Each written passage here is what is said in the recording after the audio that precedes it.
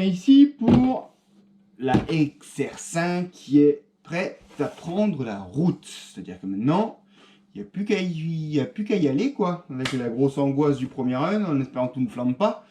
Mais bon, alors, on a quand même préparé les choses pour que cela se passe bien et pour aussi optimiser la motorisation brushless. Donc, la première des choses, quand tu fais du brushless, c'est bien sûr le poids.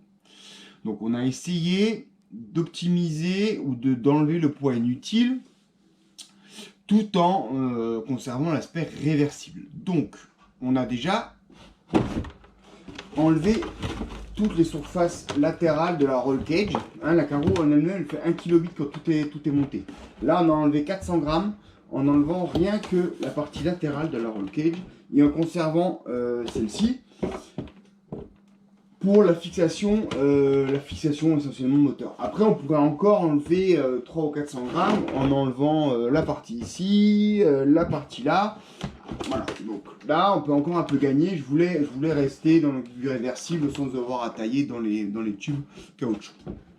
Ça, on a gagné 400 grammes. On a également gagné du poids en enlevant les bavettes latérales. Donc les bavettes latérales, elles font aussi 400 grammes. Donc c'est les grandes bavettes qui sont ici normalement, où viennent aussi se positionner les lipos. Donc ça, enlevé également. Ensuite, on a aussi économisé sur le nouveau support moteur qu'a fait à la rivière, son idée qu'on lui a soufflé sur Tomani, et puis moi j'ai transmis le message. On est passé sur un système beaucoup plus simple, type FG 1/8, avec juste un pignon couronne, c'est classique, avec donc la possibilité ici, vous avez un chariot qui est enserré, de slider, donc vous avez deux vis là, vous dévissez slide et vous pouvez régler l'entraînement comme vous voulez, plus le jeu que vous avez aussi sur la support de plaque moteur ici. On aurait pu faire encore plus bas, gagner un petit peu. Voilà, ça c'est une possibilité que Alain Rivière fait, donc Rivière Prod, pour votre motorisation brushless, qui permet de se passer de tout cet embryoglio là qui vient sur la cloche d'embrayage, plus la limitation en termes de diamètre moteur, parce que ici on est en 10 alors que le kit brushless n'est qu'en 8, donc ça limite aussi la taille des moteurs quand tu prends un moteur SSS. Tant qu'on est en partie moteur, on est donc passé sur un moteur SSS 56-123 230 kV. Quoi, 230 kV? Tu vas jamais y arriver? Ben en fait si parce qu'on y met 20 S. Donc globalement, un 32cc ça tourne, un moteur 32cc sur une voiture comme ça tourne à peu près à 17-18 000 tours. Donc moi j'ai voulu aller quelque chose de façon réaliste, sans, encore une fois, sans avoir la volonté de mettre une pilule d'aller à 130, c'est pas le but. Donc tout simplement j'ai pris ma petite calculette, donc j'ai fait 230 fois 20 fois 4,2 et on arrive à 19 000 tours. D'accord? Donc je me suis accordé également avec le rapport traditionnel utilisé par ces moteurs. Donc je suis en pignon de 23, 60. Donc j'ai pour ambition d'arriver à 70 km/h à peu près. J'espère y arriver, il n'y a pas de raison. Donc voilà, on aura quelque chose de sympa, et après, quitte à ajuster. Là, on est vraiment dans la phase de tête pour voir un peu où on en est, pour pouvoir ajuster par après. Ensuite, qu'est-ce qu'on a fait? Eh bien, on a tout simplement fait, là je vous l'ai déjà dit dans la vidéo de unboxing, je crois, on avait découpé le bac arrière qui servait de support à Vario. On en a fait une plaque qu'on a vissée sur les vis de fixation du support de diff central, avec un petit tube qui vient supporter le Vario en tout. Donc Vario Flyer 250 ampères, 20S, 22S, mais bon 22S personne n'arrive à le faire. Hein. Donc 20S ici il va tourner en 20S avec bien sûr l'anti-spark monté et les 5 prises XT90. Oui, XT90 c'est que pour 90 ampères. Ouais, mais je pense qu'on sera loin d'avoir 90 ampères en tout qui vont passer dans ces prises. Je pense qu'on va être vraiment beaucoup moins. J'espère en tout cas, pour qu'on ait une consommation ridicule et un temps de jeu optimum. Voilà. Donc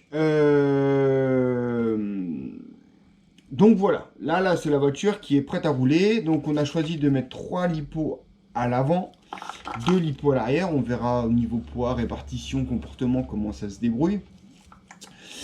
On a aussi eu un petit souci sur le Vario. Enfin non, c'est pas un petit souci sur le Vario. Et donc les Vario Flyers sont très très bien. Mais comme dit, c'est pas du plug and play. Hein, si vous êtes un peu informaticien, c'est pas Windows ou OS. Hein, c'est plutôt Linux. C'est-à-dire que faut un peu bidouiller dans les paramètres pour que ça fonctionne. Donc, grâce à l'Animony, voilà, encore une fois, qui connaissait tout ça par cœur, moi j'avais un souci de démarrage en fait. Ça octait et la voiture partait pas en fait.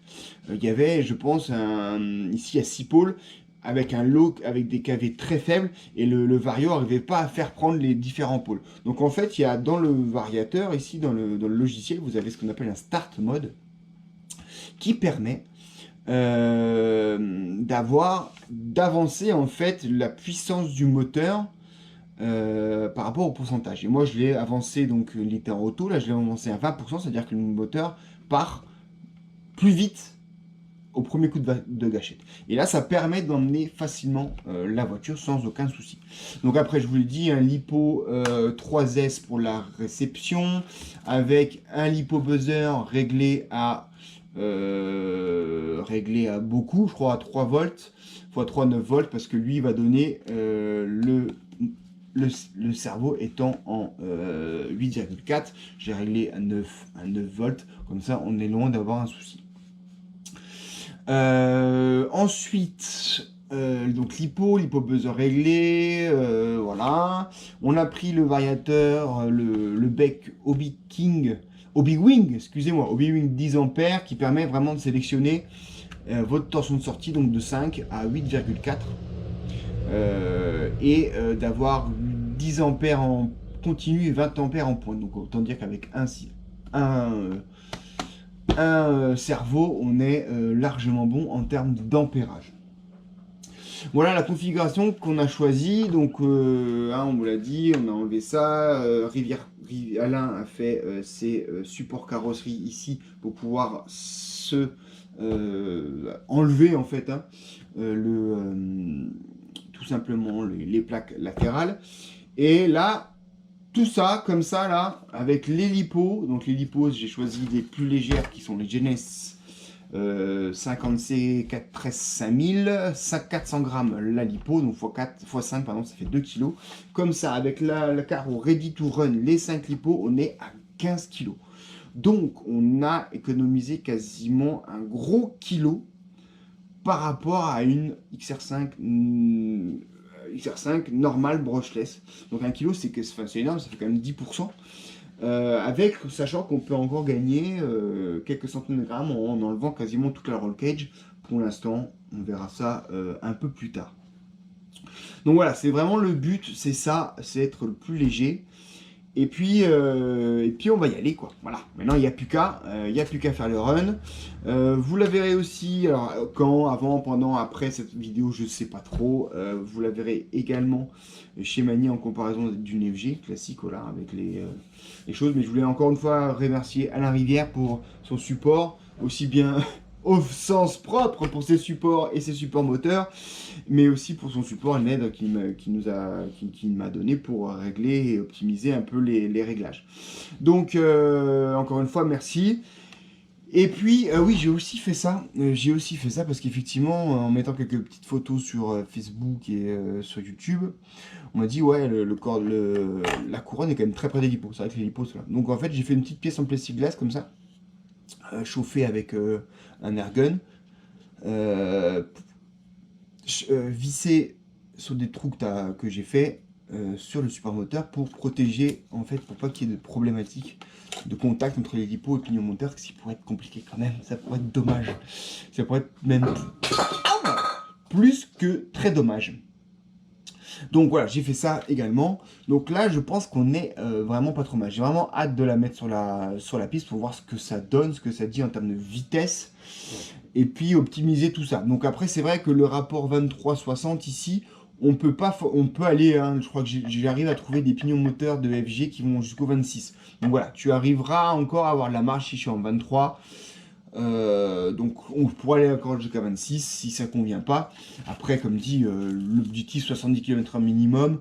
Après, si tu arrives à 75 avec 15 kg au bout de ta gâchette, une accélération et un couple de folie, honnêtement, je pense qu'on va s'arrêter là. Ça sera déjà très bien.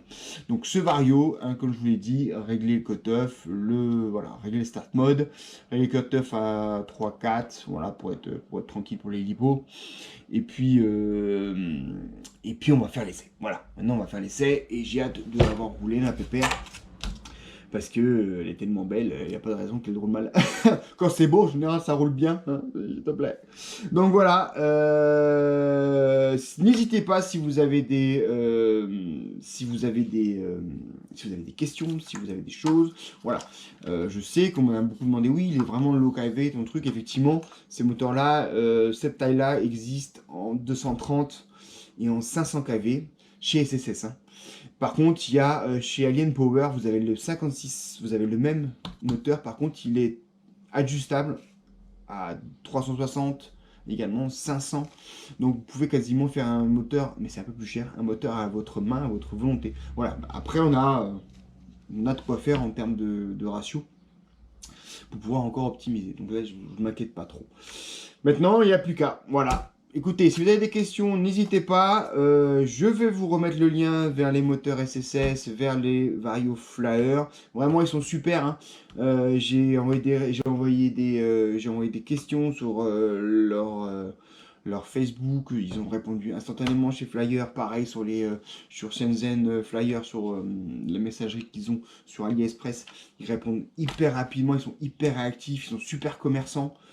Je ne peux que recommander. Là, ce truc, c'est ne pas oublier de mettre ce anti-spark, sinon les condos ici ont une tendance à lâcher. Voilà. Sinon, comme dit, j'ai jamais eu un souci sur un flyer. De même que sur un CSS d'ailleurs. Donc voilà. On est ici dans une configuration low cost. Clairement low cost. En termes d'électronique, hein. La voiture, effectivement, en neuf, en occasion, selon que tu as une version basique ou tu as une version ici milieu de gamme ou tu as la version haut de gamme, tu as la version grande ou max. Là, c'est à toi de choisir de trouver la bonne occasion ou en neuf. Je sais que Michel, il fait des rollers brushless pour 1000 €, je crois.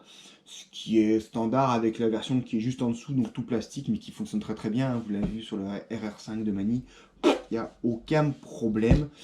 Et ici, vous avez donc 150 € de Vario, vous avez 160 € de Vario et de moteur, donc ça fait à peu près 350 € pour le couple moteur-variateur. Vous avez ensuite un petit cerveau à une vingtaine d'euros qui franchement m'étonne, m'épate à ces voltages-là.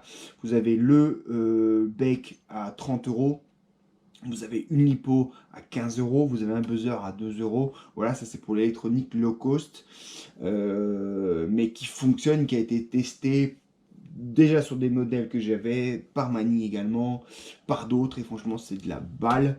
C'est de la balle, on ne peut rien dire de plus. Voilà, donc à bientôt. On croise les doigts pour le premier essai, et puis on va y aller. Hein. Allez, à plus. Thank you.